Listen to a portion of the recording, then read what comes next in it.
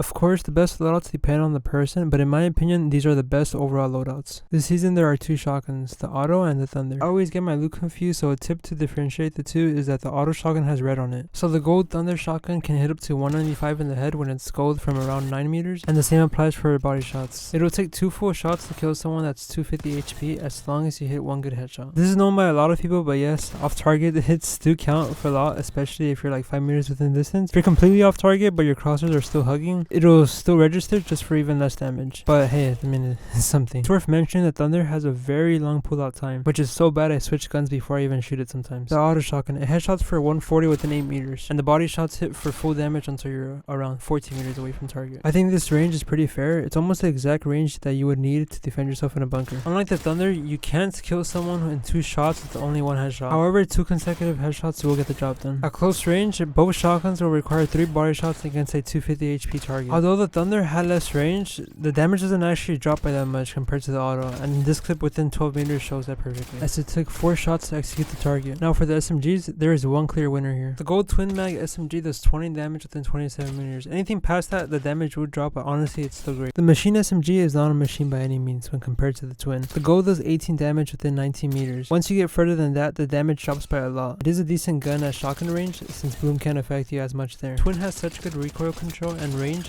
that it's just not worth picking up a machine SMG over it.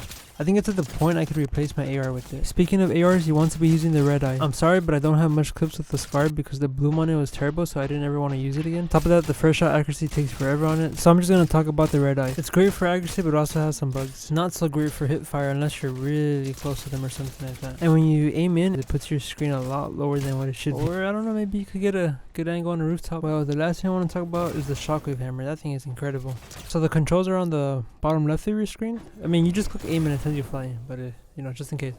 Anyways, it sends you around almost maybe 200 meters. You could probably get further. I was just, you know, using it as a normal being just to experiment. If you find any of these chests, they basically guarantee you get the hammer. So you can bounce with it 4 times if it's fully charged. When you use it, there's going to be a 15-second timer that you have to wait out for another bounce to regenerate. Or you can pick up a brand new one. When you kill someone in 0 builds, their guns are automatically reloaded. Not for builds, just for 0 builds. I'm not sure if this is the case with the hammers, but it's worth checking if you kill someone that had it. That way you don't have to wait for yours to recharge. Going back to the overall loadouts, I need to mention that the reason there's an SMG in the high kills loadout is because the Thunder Shotgun and Red Eye are too slow to handle any close range fights. When you're going for kills, ideally you want to do as much damage from afar. That's why accuracy matters so much on your AR, and I didn't recommend the Scar Machine SMG. The problem with close range fights is that you put yourself at an unnecessary risk that little Jimmy hits you with a lucky 195. But jokes aside, when you're in close range fights, you're most likely going to be trading health whether you win or not, and that's not how you want to be taking fights. Either way, close range fights are going to happen. If it's a situation where you're just aim dueling each other, you need to switch to your SMG as fast as possible right after shooting your pump, or you're most likely gonna die, because the Thunder Shotgun is too slow. Keep in mind, that's if you're taking the route to be a psycho. If there's cover, then take cover and just take quick peeks.